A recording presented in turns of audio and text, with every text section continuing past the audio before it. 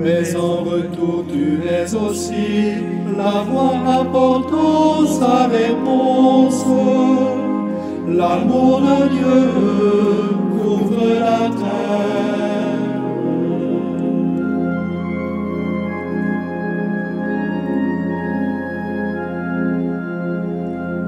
Tu es la jeunesse en tout temps, tu es le vent qui crie naissance à l'âme obscure. Tu nous engendres du dedans, tu fais tressaillir le silence au fond de toute créature.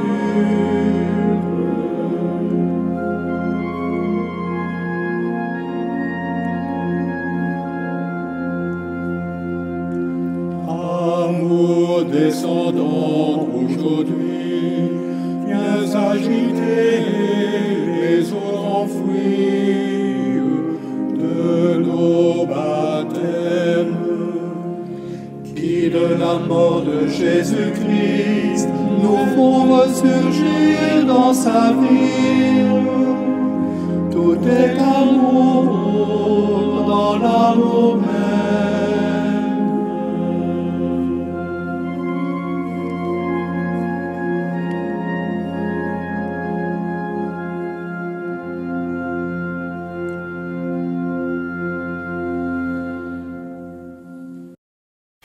Du psaume 103. Bénis le Seigneur, ô mon âme.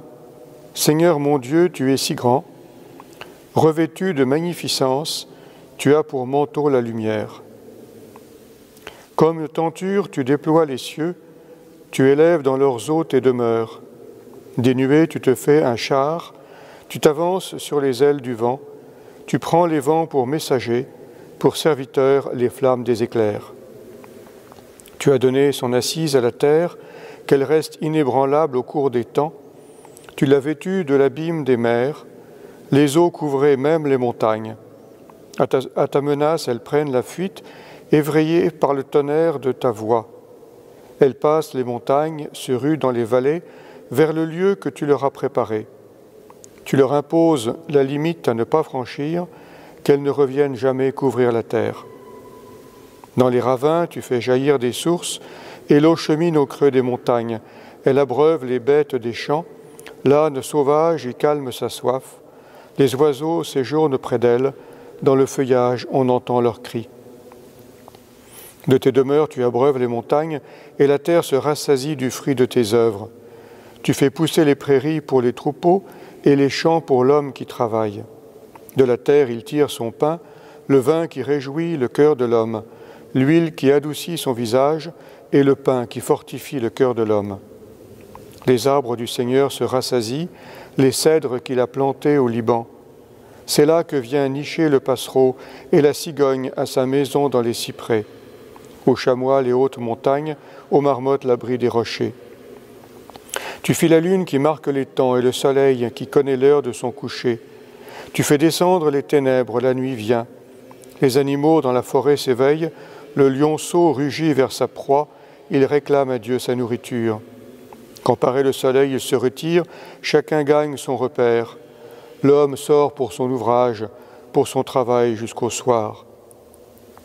Quelle profusion dans tes œuvres, Seigneur, tout cela ta sagesse l'a fait, la terre s'emplit de tes biens.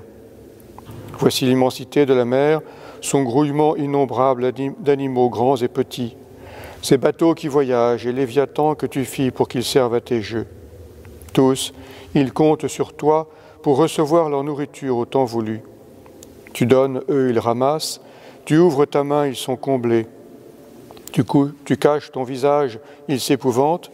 Tu reprends leur souffle, ils expirent et retournent à leur poussière.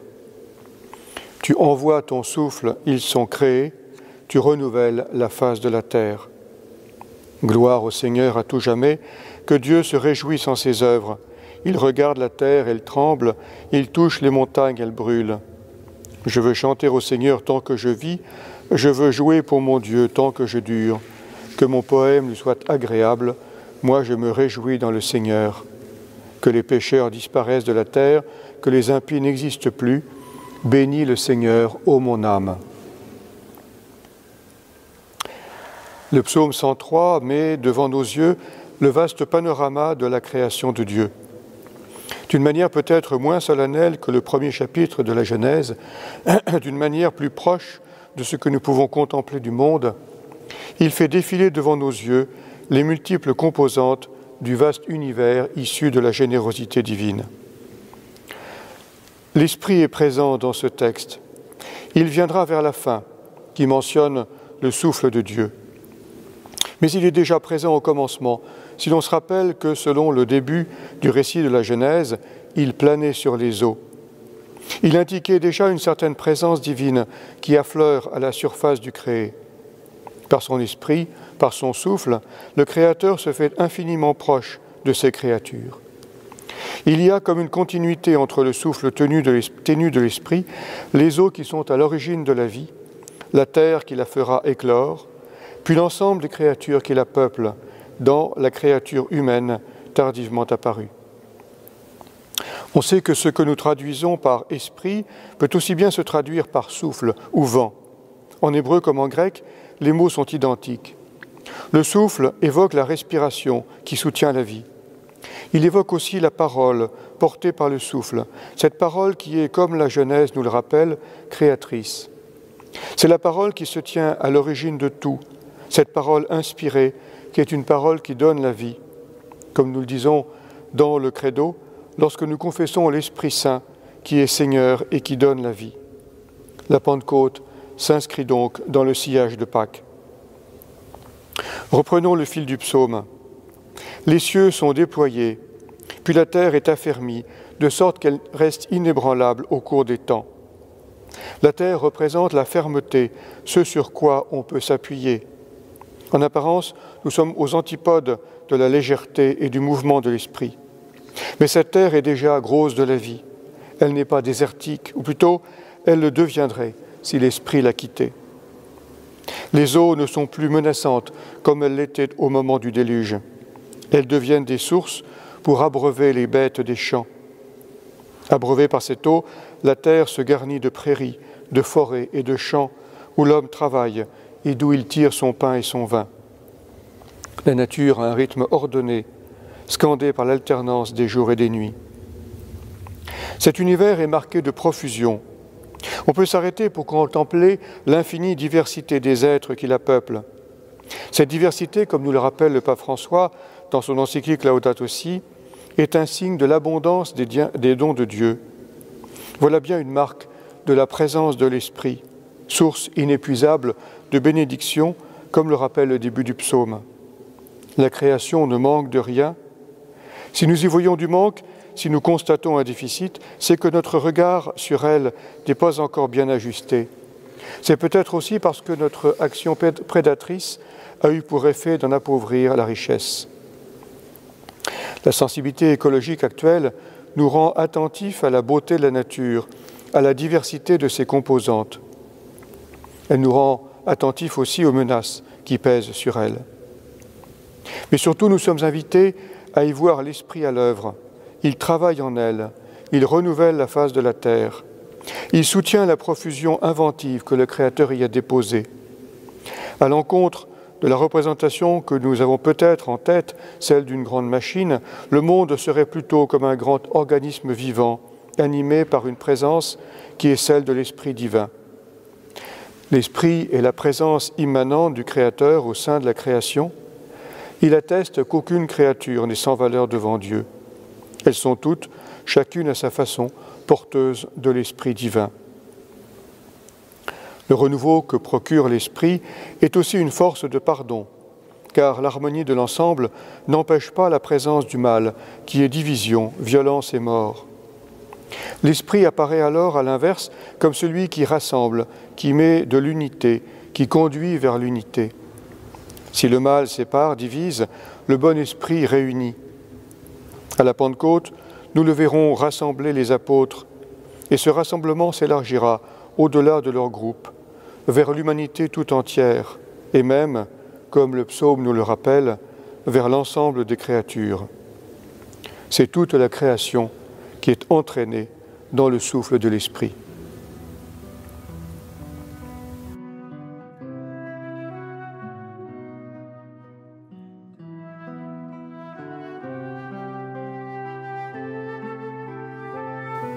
Pour entrer dans ma prière, je peux me remettre face à la création, en me laissant inspirer par tel ou tel paysage que j'aime contempler. Il y a des arbres, peut-être des montagnes ou des collines, des animaux, des hommes qui travaillent. Je demande à Dieu la grâce de reconnaître sa magnificence, c'est-à-dire sa générosité à l'œuvre dans le monde. Dans le cours de la prière, ne pas hésiter à m'arrêter sur telle ou telle composante de la création pour laquelle j'éprouve plus de goût, parce qu'elle m'aide à mieux contempler l'action de Dieu. Dans un premier temps, cela pourra être les composantes naturelles présentées dans le psaume, les montagnes, les sources, les forêts, avec les animaux qui les habitent. Je regarde comment chaque créature y a sa place. Pourquoi ne pas m'arrêter en particulier sur l'image si fréquente dans la Bible de l'arbre qui porte du fruit? J'essaye de percevoir comment l'Esprit divin est à l'œuvre dans la création, dans chaque créature, comment il contribue à sa croissance. Dans un deuxième temps, je pourrais contempler l'homme qui y travaille, comme gardien et cultivateur de ce jardin. Il le travaille, c'est-à-dire qu'il le sert, pour qu'il porte davantage de fruits. Dans un troisième temps, je prends conscience des divisions qui sont à l'œuvre dans ce monde. Ceux qui devraient porter du fruit s'avèrent stériles. Mais je regarde aussi comment l'Esprit répare ces divisions. Et enfin, je termine ma prière en reprenant par exemple ces mots de l'hymne Veni Creator Spiritus. Viens, Esprit Créateur, nous visiter. Viens éclairer l'âme de tes fils. Emplis nos cœurs de grâce et de lumière, toi qui créas toutes choses avec amour. Toi le don, l'envoyé du Dieu très haut, tu t'es fait pour nous le défenseur, tu es l'amour, le feu, la source vive, force et douceur de la grâce du Seigneur. Fais-nous voir le visage du Très-Haut et révèle-nous celui du Fils. Et toi, l'Esprit commun qui les rassemble, viens en nos cœurs, qu'à jamais nous croyons en toi.